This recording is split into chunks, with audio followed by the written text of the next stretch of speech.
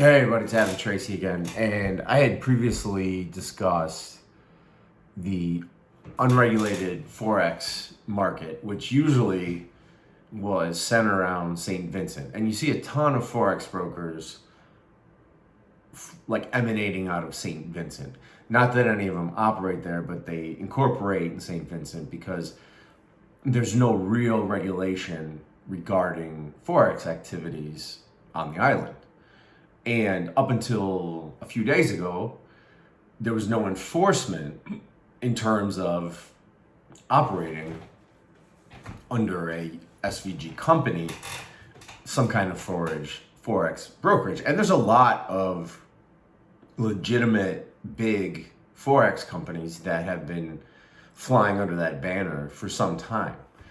And the challenge has always been banking, right? Because as I mentioned previously in a previous video, the scope or like the pool from which you can select banks, especially as like a startup that would accept unregulated crypto, is getting increasingly smaller. It's getting increasingly smaller for licensed Forex, and now it's just for unlicensed Forex, it's tangentially even smaller than that.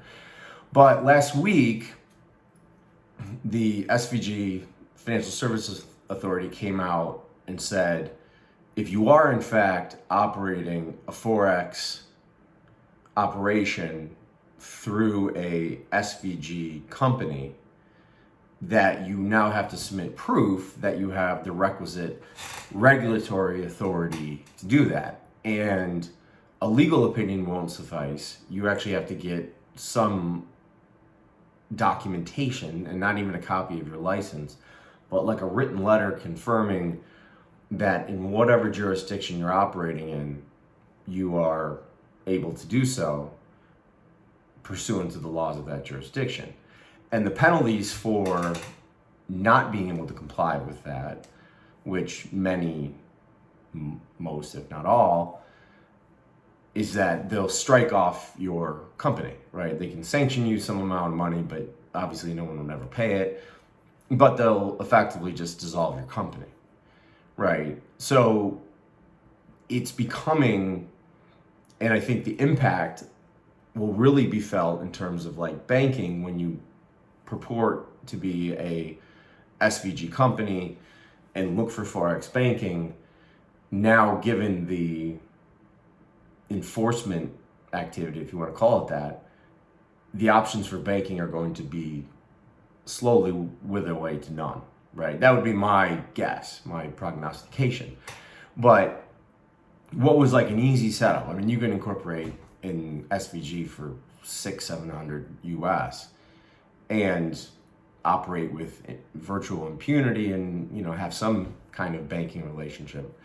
Those days are effectively gone. Now, how the FSA in SVG plans to enforce that, I don't really know, because really it's like a matter of looking up every company, trying to find a related website, and then connecting what you see on that Forex brokerage to a company that, you know, seemingly is controlling that activity.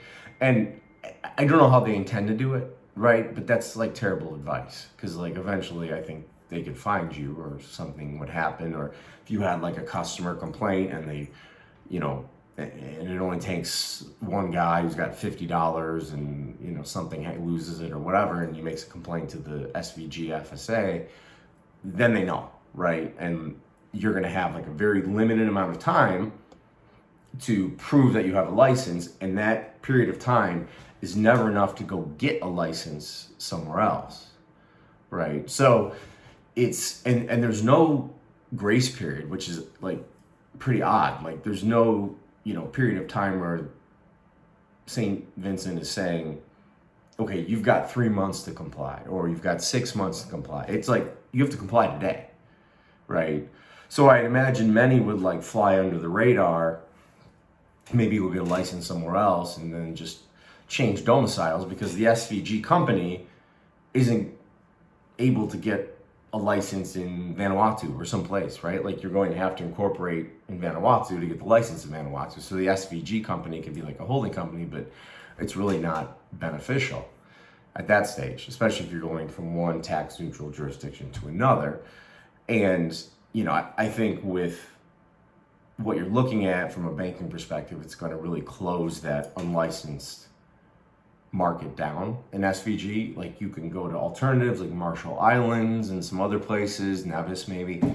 But, you know, for now, right? And like the question always becomes, will these other locations follow suit and then do exactly what SVG did? And then you'll have to go constantly be like island hopping until you're out of islands and bank hopping until you're out of banks, and then you're totally out of business.